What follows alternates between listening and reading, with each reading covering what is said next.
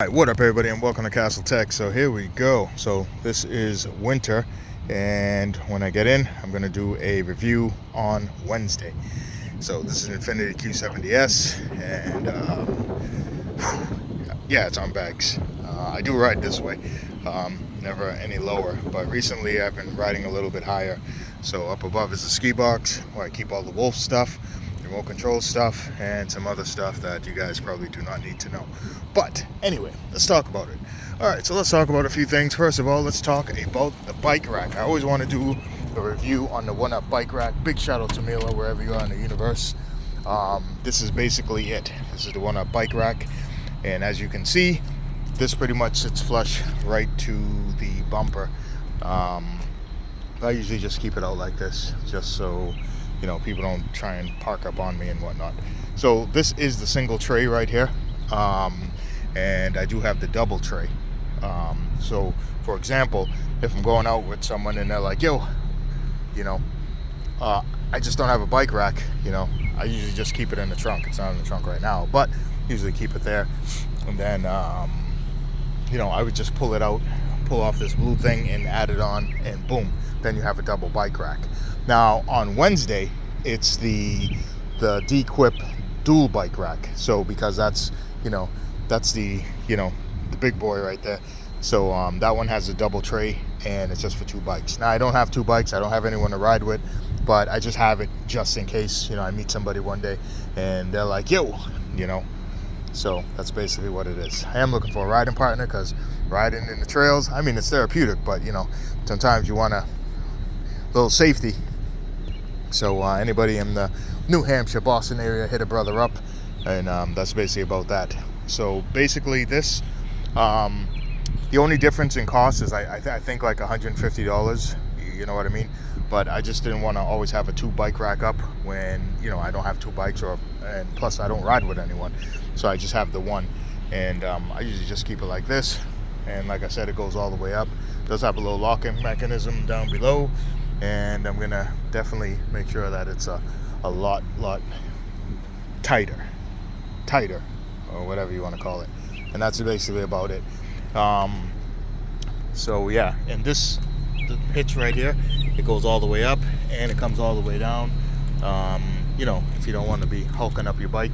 And the best thing about this, because I had a couple racks, but what I didn't know, my bike is an XL, and this accommodates any bike when your wheelbase, I think is what it is. The wheelbase is like either 54 or 56 inches long. So and I didn't know that. So even though a lot of bike racks claim like, hey, it's for XL bikes, you got to look at the wheelbase measurement. So this one I found to be spectacular, and it's sporty like too. So let me show you guys how it looks. Let me just do this right quick. Now I saw some dudes in George Flumes and some Porsches, and I was like, what are those? They had them on the Porsches and they were looking dope. And the guy was like, these are One Up. I was like, what? He's like, a One Up. And I was like, man. So this is what it looks like when it's closed up. It's nice and discreet, and it looks pretty dope. And I'm telling you, if you got a sports car, or just any type of car, whatever the case may be, and you like looks, I shouldn't say looks, but this is just something that I fancy. You know what I mean? So because I used to have it on top of the bike rack on top of the car, but when I'm in the woods, I'm telling you, like, everything is rumbling. You know what I mean? So meaning in the sense of the bike's going left to right.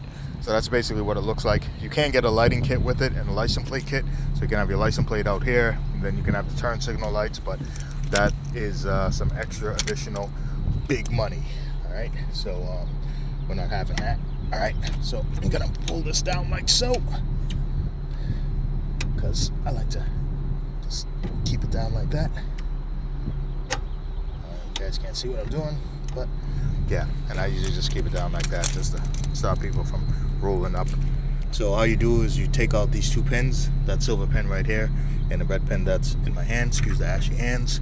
I'm all taking pictures in the rain, trying to catch me some eagles. And that's basically about that. So this rolls up.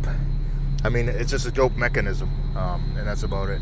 So this is the you know, just the D-Quip, and this is just the one stage. And then, like I said, when you add the additional tray, it just goes out double.